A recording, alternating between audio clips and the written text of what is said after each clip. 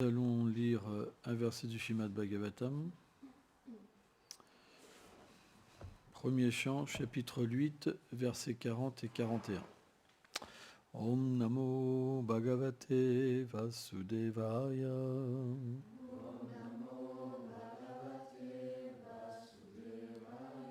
Om Namo Bhagavate Vasudevaya.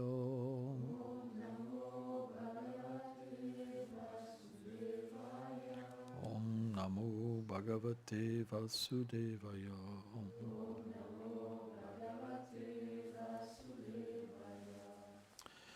Inmejjanapadam Zridam Supakvosadim Virudam Vanadrim Hadjub Danvanto Yedante Tavam Vikshite. Traduction. Cette terre prospère, remplie de récoltes mûres et d'arbres chargés de fruits, de forêts, de montagnes et de rivières, est devenue florissante, grâce au regard que tu as jeté sur elle. Verset 41. Atam Vishveshvam Vishvatman Vishvam Multem Swakitchumem Sneha Pasham Imam Shindim Dridam Panduchum Vichnisu. Ô Seigneur, tu n'es pas seulement le contrôleur interne, mais aussi le refuge de l'univers entier. Je t'en prie, tranche le nœud de mon attachement pour les Pandavas et les Vrishnis. Commentaire. Les Pandavas sont les propres fils de Kunti, et les Vrishnis sont liés à sa famille paternelle. C'est pourquoi le départ du Seigneur, qui est uni aux deux familles, sera certes en défaveur pour ses enfants, mais favorable pour les Vrishnis. Quelle que soit la situation que Krishna reste ou qu'il parte, il y aura un parti défavorisé. Aussi Kunti finit-elle par avoir un mental perturbé, car elle désirait que Krishna reste avec ses enfants, mais en même temps, elle ne voulait pas désavantager sa famille paternelle. Ne sachant que faire et se sentant trop faible pour agir seule, elle pria le Seigneur de couper l'affection qu'elle ressentait pour les deux parties. Kunti dit : Tu es le Seigneur de tous les univers, et tu leur donnes la vie, bien que tu sois la forme de l'univers, étant un océan de miséricorde. Tu es toujours attentif au bonheur des Yadavas et des Pandavas. Est-ce que ma mort sera jugée inutile si je pense à leur bien-être ? Ici, Kunti pose une question intéressante au Seigneur. Ceux qui sont sur la plateforme de la connaissance impersonnelle, les Gyanis, n'ont aucune connaissance des relations qui unissent Krishna et ses dévots dans ses devoirs éternels. Pour eux, la perfection spirituelle est atteinte lorsque toute considération de sentiments matériels et de formes sont anéantis et que leur soi s'identifie avec le suprême Brahman. Or, Kunti demande au Seigneur si l'affection qu'elle a pour ses proches ne va pas causer sa perte au moment de la mort. Tout comme une âme conditionnée qui s'identifie au corps et aux extensions de celui-ci, comme la famille, doit reprendre encore naissance en ce monde. Ne doit-elle pas plutôt renoncer aux liens de la famille pour atteindre toute perfection ? Omaganati Milandasya, Ganam Jalam Shalakaya, Shakshulu Meditam Jena, Taisme Shigulave Nama, Namaum Vishnu Padaya, Krishna Pestaya Bhutale, Shrimate Bhaktivedanta Swaminiti Namine, Namaste Sarasvati Deve, Golavani Plachaline, Nilveshesha Sunyavadi Plachatya Deshatarine. Srila Vishwanath Chaitanya Thakur, dans le verset suivant, il explique que parfois le Seigneur met ses dévots dans une sorte de confusion. Kunti, la mère des Pandavas, est une Nityasiddha, une servante éternelle du Seigneur suprême. C'est étonnant qu'en étant un associé éternel, elle demande à Krishna de couper les liens avec ses fils et les membres de sa famille. Puisque Kunti, à chaque fois que Krishna apparaît dans un univers, elle apparaît aussi. Les Pandavas apparaissent aussi, Krishna apparaît aussi, et les Vrishnis également. Donc, qu'est-ce qu'on peut comprendre de cela? C'est simplement pour éduquer les êtres vivants. Les êtres ordinaires, qui n'ont pas une connexion avec l'énergie interne du Seigneur suprême, à travers son service de dévotion, ne peuvent pas comprendre grand-chose de la nature de l'âme.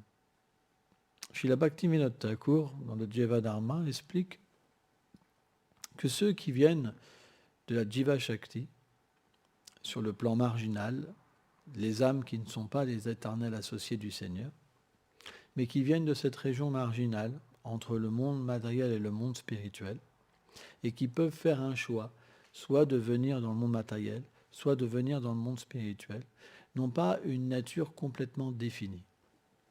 Bien que l'âme soit Satchit Ananda Vigla, qu'elle ait une forme, qu'elle soit remplie d'éternité, de connaissance et de félicité, puisque ces âmes viennent de ce plan marginal, qui est plus lié au Paramatma, à l'âme suprême,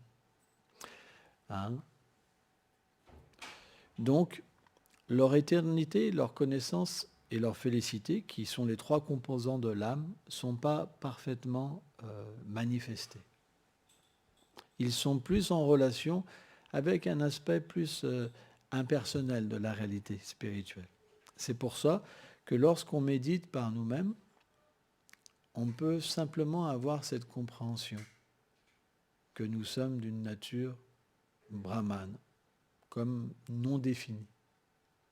Ce n'est que lorsque nous rentrons en contact du pur service de dévotion, à travers une filiation spirituelle authentique, que nous recevons la véritable connaissance et l'amour de Dieu. À partir de là, les trois composants, Satchit Ananda, peuvent se manifester pleinement. Comme par exemple, lorsqu'il y a une fécondation à l'intérieur de la femme, et que l'ovule est fécondé, et peut se manifester alors graduellement sous la forme d'un enfant. Vous comprenez? Eh bien, l'initiation spirituelle, à travers la filiation, elle est comme cette fécondation de l'âme. Et à partir de là, quand l'être vivant reçoit la connaissance sur le Seigneur, son nom, sa forme, ses attributs, ses divertissements, alors il peut méditer sur sa propre nature, parce que il participe dans cette réelle nature au bonheur du Seigneur. Il peut entrer dans cette demeure et entrer en contact avec le Seigneur. Donc à partir de là, à partir de cette connaissance, il peut aussi prendre conscience de sa propre connaissance. Et lorsqu'il établit une relation avec le Seigneur suprême, alors cette relation, elle devient ce qu'on appelle l'amour de Dieu. Mais avant, ce n'est pas possible. C'est pourquoi la majorité des êtres sont des impersonnalistes. Ainsi, nous pouvons comprendre les paroles du Padma Purana qui expliquent que sans recevoir un mantra d'une des 4 filiations spirituelles authentiques, le mantra n'a pas d'effet. Parce que le mantra n'est pas pourvu de connaissance et d'amour de Dieu. Donc il ne peut pas féconder l'âme et lui donner la réalisation spirituelle. Elle reste un impersonnaliste. C'est pour ça que plein de personnes même adorent Krishna et sont des impersonnalistes. Ainsi, le Padma Purana établit qu'à moins d'être initié à travers une des 4 filiations spirituelles authentiques, on ne peut pas comprendre le Seigneur suprême. C'est pourquoi le Seigneur, dans cet âge de Kali, il manifeste 4 filiations particulières, liées à différents sentiments qui existent dans ces demeures. Par exemple, il y a Golok Vrindavan, le sentiment le plus intime, Chaitanya Mahaprabhu est apparu dans la Madhva Sampradaya pour ça. Hein. Il y a aussi dans la Sri Sampradaya des sentiments qui sont plus révérencieux, comme l'adoration de Ramachandra ou Narayan, etc., etc. Donc ces 4 filiations spirituelles, elles ont des différences entre elles, mais elles sont authentiques et elles permettent de développer différents sentiments. Et l'être vivant, selon sa qualification, il sera naturellement attiré. C'est comme ça. Si nous regardons, quand Chaitanya Mahaprabhu est apparu, par exemple, il y a un divertissement de Mahaprakash Lila, où pendant 21 heures, il a manifesté beaucoup de formes divines. Et on voit qu'à travers tous ses dévots, il a distribué un amour particulier. Chaitanya Mahaprabhu donne tous les sentiments, parce qu'il est l'origine de toute chose, avatari de toutes les formes divines. Mais il est venu quand même goûter un sentiment particulier, et à travers sa filiation spirituelle, il a distribué ce sentiment particulier. Mais même si quelqu'un ne serait pas forcément attiré par ce sentiment, parce que sa swarup serait différent, sa forme éternelle serait différente, il peut atteindre naturellement cette nature aussi, parce que ce qu'il y a de plus a moins. C'est compris dedans au niveau spirituel. Or, Kunti, elle a ce sentiment dû à l'énergie de divertissement du Seigneur suprême. Car lorsque le Seigneur vient avec ses dévots, les activités du Seigneur et de ses dévots ressemblent beaucoup aux activités qui existent dans ce monde. Parce que ce monde n'est qu'un reflet de la réalité. Ça veut dire que tous les sentiments qui existent dans ce monde existent dans le monde transcendantal. C'est pourquoi Kunti, lorsqu'elle pense à ses enfants, elle se dit, quand Krishna va partir, mes enfants seront défavorisés. Mais en même temps, je ne peux pas être égoïste et je dois aussi trouver satisfaction pour les membres de ma famille. Mais elle se dit, est-ce une faute ? Est-ce une faute de penser comme ça ? Vous comprenez ? Et c'est pour ça que Vishwanath Chakravarti Thakur, il met l'emphase sur la philosophie du Gyan, de la connaissance impersonnelle, qui va, elle, dire que l'attachement est une faute. Or, sur un point matériel, oui. Parce que si on est attaché à un être ordinaire, on devient illusionné par la matière. Mais au niveau spirituel, lorsqu'on devient attaché à un pur dévot du Seigneur, alors on obtient la suprême libération. On ne peut pas révoquer, détruire nos attachements. L'âme a cette nature de s'attacher. C'est sa nature d'aimer Krishna, c'est sa nature d'aimer ses dévots. Elle aime la demeure du Seigneur. Elle est faite pour ça. Mais lorsque son attachement est bien focalisé, dirigé, automatiquement, c'est comme si qu'elle était en union avec un monde illimité, empli d'amour et de perfection. Donc quand vous êtes connecté à quelque chose de ce niveau, vous êtes toujours satisfait.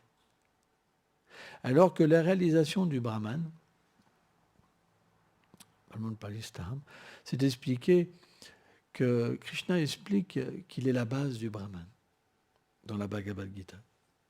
Pourquoi ? Parce que le Brahman est son effulgence. Or, l'effulgence du Seigneur n'a pas d'attribut.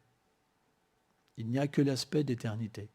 Lorsqu'on expérimente par la méditation la nature du Brahman, finalement en entrant, en expérimentant la nature du soi, on ne trouve qu'un aperçu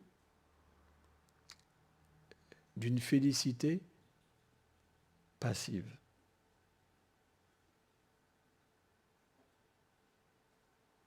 Juste passive. Mais lorsqu'à travers le chant des saints noms du Seigneur, Hare Krishna, Krishna, Krishna, Hare Hare, Hare Rama, Rama, Rama, Hare Hare, le Seigneur se révèle à travers ses attributs, sa forme et ses divertissements, alors l'être vivant développe une joie qui est beaucoup plus grande.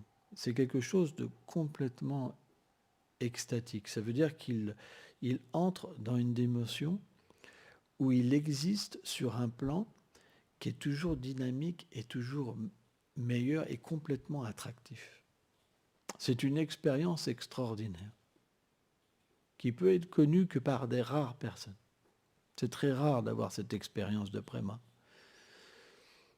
Mais celui qui a expérimenté Prema, lorsqu'il expérimente le Brahman, c'est comme une punition. C'est pour vous dire.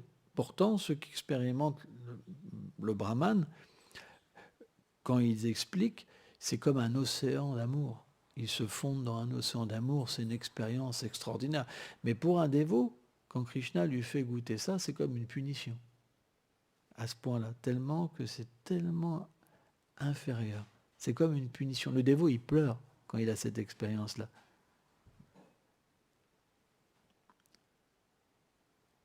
C'est impossible, en fait, d'essayer de comprendre par l'intellect. C'est une expérience. Prem, cette vision où le Seigneur se révèle et qu'on se retrouve dans sa demeure, dans son corps transcendantal, c'est une expérience que peu d'êtres ont. Ça ne veut pas dire que si on ne l'a pas, qu'on ne retourne pas à Krishna. Mais, sans l'avoir, c'est difficile de comprendre ce que parlent les acharyas. Et surtout de comprendre ce que renferment les écritures védiques. Puisque Krishna dit dans la Bhagavad Gita, le but des Védas est de me connaître. En fait, tous les Védas, que ce soit la nature de l'action intéressée, même les enseignements impersonnels sont amenés pour faire progresser une personne. Bhaktivinoda Thakur, il explique que le karma, l'action intéressée, le gyan, en fait, la voie de la connaissance, et la bhakti, la voie de la dévotion, sont trois marches d'un même escalier qui mènent à cette personne suprême. La plupart des êtres, pourquoi ils approchent le Seigneur? Parce qu'ils souffrent. Parce que ce monde est un monde de souffrance. Donc ils essayent par tous les moyens de sortir de la souffrance. Donc ils veulent un monde de bonheur ou sortir de la souffrance. Mais ces deux façons d'approcher le Seigneur suprême sont imparfaites. Parce que dans la demeure du Seigneur, il n'existe qu'une chose, le don de soi. Les dévots existent pour Krishna et Krishna existe pour ses dévots. Donc quand on approche le Seigneur pour le bonheur et pour sortir des souffrances, on ne peut pas le comprendre ni entrer dans sa demeure. Parce qu'on n'a introduit dans sa demeure que par le sentiment de se donner. Aujourd'hui, si nous n'avons pas d'expérience de Krishna, c'est parce que nous essayons simplement de l'obtenir pour notre bonheur. Par exemple, nous méditons, mais c'est pour nous. Quand nous allons vivre pour lui, à ce moment-là, nous allons avoir une expérience. Mais l'expérience de vivre pour lui, c'est... Qui peut obtenir ça? Vous comprenez? C'est pas si simple. Donc, dans un premier temps, on l'aborde parce qu'on a une difficulté, parce qu'on a un manque et on souffre. Ceux qui n'ont pas de manque, ceux qui ne souffrent pas, ils n'approchent pas le Seigneur, sauf ceux qui ont été des grands sages dans leur vie passée.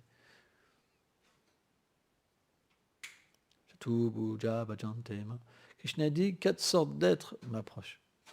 Le malheureux, le curieux, celui qui cherche les richesses et celui qui cherche la connaissance.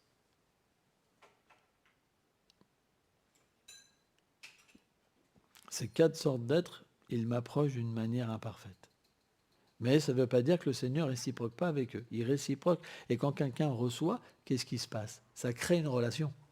Même un religieux, je me rappelle, souvent je cite cet exemple, j'avais vu un reportage sur des religieux, et le gars, il disait comme ça, il dit, écoute, moi, la prière, j'essaye et ça marche. Tu te concentres.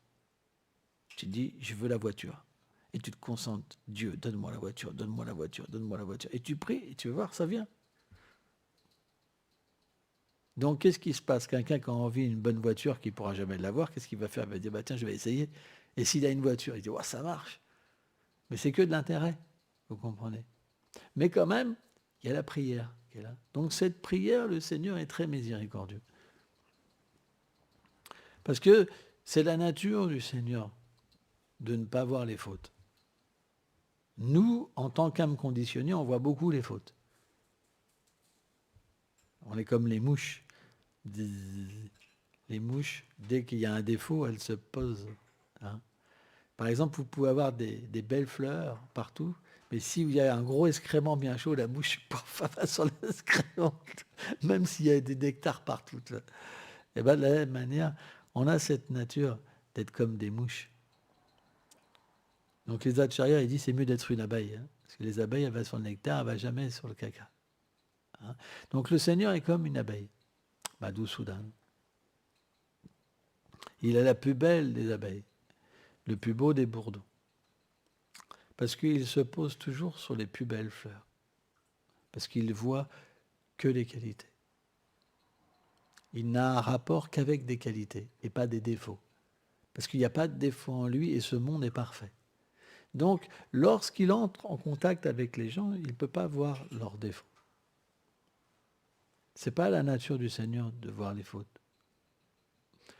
Donc, automatiquement, même si les êtres l'approchent d'une manière imparfaite, ils sont récompensés. Sans ça, il n'y aurait pas possibilité qu'ils progressent. Jamais ils pourraient progresser. Il y a cette conception dans certaines religions, tu vas en enfer pour l'éternité. C'est le truc. C'est vraiment, tu vas crever, tu vas bouillir. Ah ouais, c'est pas évident comme conception. Et pourtant, c'est très à la mode. Mais ça ne peut pas être comme ça. Déjà, l'âme est éternelle. C'est une chose. Elle ne peut pas être mouillée, séchée, tuée, brûlée. Donc elle est antimatière. Même si elle a une expérience avec la souffrance, cette souffrance, elle ne peut pas véritablement la toucher. Je t'expliquais, c'est comme quand vous rêvez. Vous rêvez de souffrance, un cauchemar, mais lorsque vous vous éveillez, ce cauchemar disparaît. De la même manière, l'âme, le rapport qu'elle a avec la souffrance, c'est à ce niveau-là. Il y a une expérience. Mais l'expérience ne peut pas être éternelle. Si on fait quelque chose de mauvais, on doit le payer. Et quand c'est payé, une nouvelle chance nous est redonnée, heureusement. Et à partir de là, cette empreinte qui reste quand même de la souffrance, parce qu'il y a une miséricorde. On pourrait se dire, par exemple, je souffre, puis après je ne m'en rappelle pas, et puis je recommence. Non, il y a quand même une empreinte. On sait que ce monde, il y a de la souffrance. On a une empreinte de la souffrance. Et on a envie de s'extirper de cette souffrance. Donc automatiquement, lorsqu'on prie pour le Seigneur suprême, le Seigneur accepte cette prière. Mais parce que l'être vivant n'a pas le désir d'être avec lui, alors il doit parfois reprendre naissance. Et à travers la prière qu'il a faite, il obtient une sorte de qualification pour de nouveau s'adresser à lui, Et à un moment, naturellement, le sentiment, il devient de plus en plus profond. Et c'est logique, parce qu'à force d'avoir un contact, à force d'être récompensé, il y a quelque part un sentiment de plus en plus profond. Lorsque le sentiment est plus profond, qu'est-ce que va dire l'être? Et si je pouvais comprendre cette personne qu'il y a derrière. Et si j'étais fait à son image, si j'étais moi aussi spirituel, pourquoi je prie pour des choses matérielles insignifiantes? Pourquoi je ne prierais pas pour quelque chose de supérieur? Vous comprenez? Et à partir de là, puisque l'être va s'exprimer différemment, le Seigneur, et Tamam Papadante, va réciproquer différemment avec l'être vivant. Or, plus l'être vivant va être personnel, plus le Seigneur va être personnel, et à un moment, naturellement, l'être va désirer une relation d'amour. Et il va comprendre la nature de ce monde matériel, pourquoi les gens souffrent, etc., etc., etc.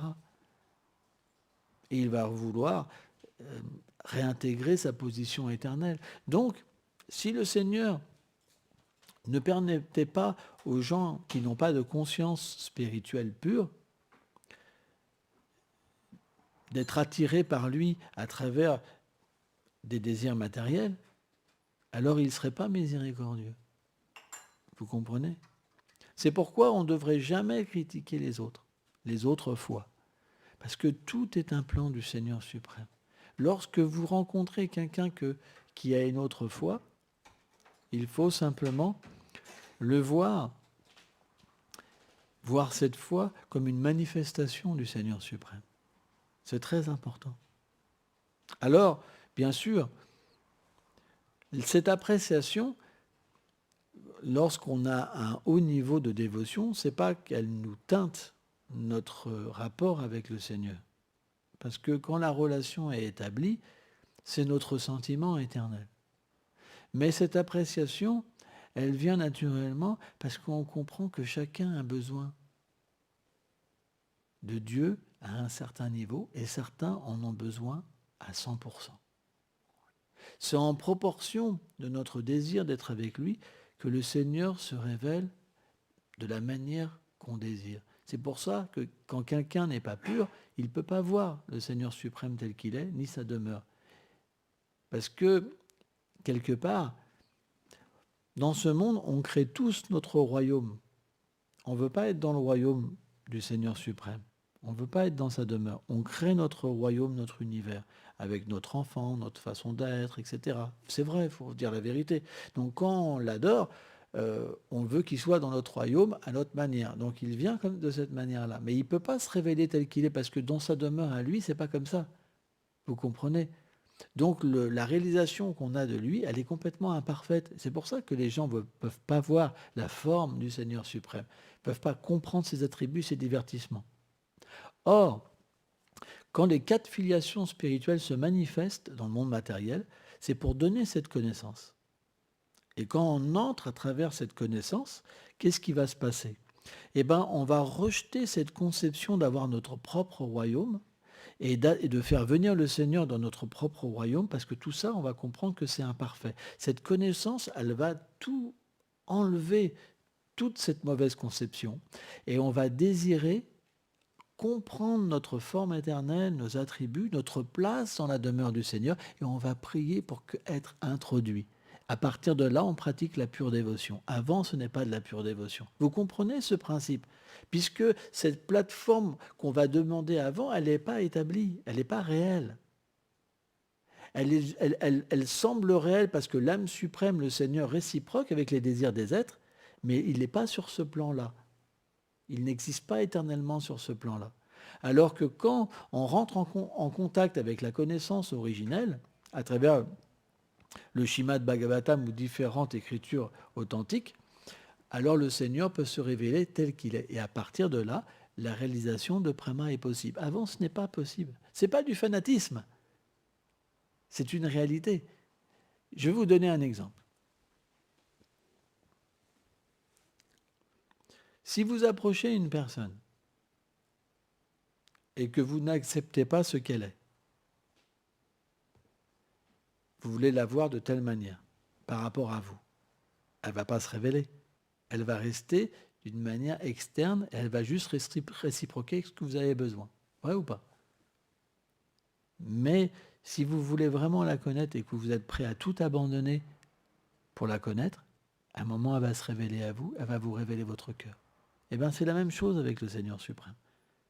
Si vous voulez lui appartenir et être ce qu'il veut que vous soyez, à ce moment-là, il va se révéler. Parce qu'il pourra se révéler. Parce que vous allez devenir un objet d'affection pour lui et d'amour. Vous allez entrer dans son intimité. C'est sa demeure, son intimité. C'est là où vous allez voir qu'il a des parents, qu'il a des amis, qu'il a la possibilité d'aimer, qu'il a la possibilité de pleurer, de demander de l'aide et de sembler même être imparfait, alors qu'il est l'origine de tout et qui soutient tout. Alors que si vous l'adorez à travers simplement sa puissance, qu'est-ce que vous allez avoir? Quelqu'un qui détruit tout, qui soutient tout, qui n'a besoin de rien. Il n'y a pas d'intimité. C'est pourquoi les filiations spirituelles authentiques, ils font un travail qui est incommensurable. Mais qui peut avoir cette qualification pour comprendre? C'est extrêmement rare. Parce qu'il faut en avoir fini avec l'indépendance. Quand on en a fini avec l'indépendance, ça commence. Même si une personne se purifie. Krishna, quand il dit Baunam Jante, Ganam Papadante, Vasudeva Sati Masulaba, il dit un gyani, Vishvacharitaku, après des millions d'existences, quelqu'un qui a le cœur pur, il n'est même pas sûr de pouvoir être introduit. C'est pas si simple. Bhaktivinoda Thakur, il explique le seul moyen, c'est d'obtenir la miséricorde d'un Vaishnav. Parce que ce plan, il ne peut pas être obtenu par notre propre force. Vous pouvez vous purifier jusqu'à un certain niveau, par des exercices de yoga, des respirations, chanter des mantras, la récitation d'écriture, d'austérité, etc. C'est possible, mais vous ne pouvez pas par vous-même forcer le Seigneur à devenir votre ami. Vous ne pouvez pas, vous n'avez pas le pouvoir, la puissance. C'est impossible. Par contre, s'il y a un ami à lui qui vous accepte, alors vous pouvez entrer dans sa demeure, même si vous n'êtes pas qualifié. Parce que, en fait, l'ami du Seigneur, il a le pouvoir de faire ça. C'est pourquoi la foi dans les Vaishnavas est plus puissante que la foi du Seigneur suprême. Parce que le Seigneur, il y a une justice. Il y a un homme, papa, à la hanté. En proportion que quelqu'un s'abandonne à lui, en proportion est réciproque. Donc faites voir quel abandon vous avez. Ça va prendre des milliards de vies. Il n'y a aucune chance. À moins qu'on soit plein d'orgueil et qu'on pense qu'on est très avancé. Par contre, si on a la miséricorde d'un véritable associé du Seigneur, alors c'est extrêmement facile. Il suffit de rester avec lui, dans sa mission. C'est pour ça que des grandes personnalités, comme par Srila Prabhupada, ont ouvert des missions. Pourquoi Krishna leur a fait faire ça? Parce que c'est leur mission. Comme c'est l'ami de Krishna, si vous participez, vous êtes comme dans sa demeure. Et la demeure de Prabhupada, c'est naturellement l'entrée dans la demeure suprême. Vous comprenez? Donc, à moins... Alors ça, c'est un exemple. Après, il y a plein de... Il y a d'autres institutions, il y a d'autres Vaishnavas aussi qualifiés. Hein, ça, c'est un exemple. Le point, c'est que Chaitanya Mahaprabhu, il a dit à la Mandaloy, tout ce que tu affectionnes, le Seigneur l'accepte. Et l'histoire avec Shivananda Sen, elle est véritablement révélateur.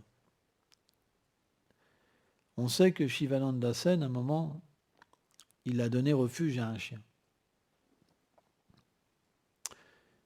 Et c'était l'aîné. Et donc ils allaient rencontrer le Seigneur Chaitanya Mahaprabhu à Jagannath Puri. Et il était avec beaucoup de dévots. Et les dévots, ils étaient vraiment surpris que Shivananda Sen, ils prennent soin d'un chien. Parce qu'en Inde, un chien, c'est considéré comme quelque chose de très bas. Mais le Vaishnav, il voit tout comme au même niveau. Et comme le chien avait pris refuge en lui, donc il avait une intention particulière dans le chien. Parce que quand vous prenez refuge dans un Vaishnav, le Vaishnav est très miséricordieux. Et le Seigneur fait qu'une affection se crée entre le Vaishnav et vous. Et une sorte d'attachement spirituel. En fait, les grands Vaishnavas expliquent que lorsqu'on obtient cette miséricorde et qu'un dévot nous affectionne, c'est notre ticket. C'est fini. On ne reviendra plus jamais dans l'univers matériel. Parce que quand il va partir, il dira à Krishna, oh, je voudrais que tu ramènes ça. Si un Vaishnav pense à vous, c'est fini. Et donc, à un moment, le chien, il s'est échappé. Et Shivananda Sen, il a même jusqu'à dire au Bhagavat, les associés du Seigneur, de chercher le chien. Tout le monde cherchait le chien partout. Tu vois. Et il était triste. Il a même jeûné, Shivananda Sen. Il a même jeûné. Tout le monde a jeûné pour le chien. Les associés du Seigneur, hein, les associés éternels du Seigneur. Mais en fait, ce qui s'est passé, c'est que ce chien, il a obtenu une telle miséricorde de Mahaprabhu. Quand Shivananda Sen il est arrivé dans les appartements de Mahaprabhu, il a vu le chien avec Mahaprabhu. Mahaprabhu, il lui donnait la pub de coco, il lui faisait chanter Hare Krishna, et le chien, il chantait Hare Krishna. Et après, les habitants, ils ont vu un très beau chariot de Vaikuntha venir chercher le chien. En fait, il était devenu un pur dévot, et il était libéré. Donc, c'est pour vous dire à quel point c'est puissant, les associés du Seigneur. Ne quittez jamais leur refuge. Jamais. Jamais. C'est le seul moyen d'obtenir la miséricorde de Krishna. Prahlad Maharaj, il dit, jamais personne n'a pu atteindre la libération sans enduire son corps de la miséricorde de Vaishnava. C'est impossible. À moins qu'une personne soit quelqu'un de spécial. Sans ça, c'est impossible. Et même les gens spéciaux, les Vaishnavas, ils aiment des Vaishnavas. C'est la nature. Sans avoir un Vaishnava dans son cœur, on ne peut pas être aimé du Seigneur. Parce que lui, dans son cœur, alors bien sûr, il y a Shrimati Radharani, hein, mais il y a aussi tous ses dévots. Hein. Le cœur de Krishna, c'est son amour pour les dévots. Et dès qu'on aime un dévot, on est protégé. Toute notre vie est prise en compte. Le Seigneur nous soigne personnellement. Parce que comme il a l'amour pour son dévot, si un dévot nous aime, on est protégé. Mais dès qu'on critique un Vaishnava, c'est fini. Il y a une chose que le Seigneur n'aime pas, c'est qu'on critique son pur dévot. C'est la chose que le Seigneur déteste. Dès que vous critiquez, les problèmes vont arriver. Vous allez prendre une sacrée fessée. Mais si le Vaishnava vous aime, Krishna vous gardera quand même. Et si le Vaishnava vous rejette, alors Krishna vous rejettera.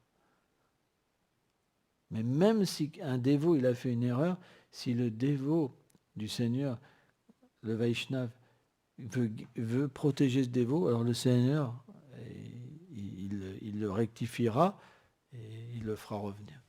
C'est un principe. Notre vie, elle ne tient pas à grand-chose. Matériellement, dans quelques instants, on sera mort. Malheureusement, on n'en a pas beaucoup conscience, on perd beaucoup de temps à jouer. Et pourtant, les papas, les mamans, ils vont tous disparaître. C'est juste, ça va vite arriver. Vous allez vite grandir. On perd tellement de temps dans des choses qui ne servent à rien. Donc on devrait utiliser cette vie pour servir les dévots du Seigneur. C'est très important. S'engager dans leur mission. Et là, on atteindra le succès. Rien ne nous empêche de travailler, rien ne nous empêche d'avoir une vie de famille, ce que vous voulez, mais on doit le faire dans le cadre du service de dévotion. Sans ça, c'est des activités karmiques. On devra en prendre les fruits. Donc il faut bien réfléchir. Vous avez le choix. Soit vous pensez tout ça, c'est des balivernes, soit vous pensez que c'est la réalité. Mais si vous pensez que c'est la réalité, pourquoi perdre autant de temps? Pourquoi dormir autant? Pourquoi jouer autant? Vous comprenez? On doit faire les choses toujours dans le cadre du service de dévotion.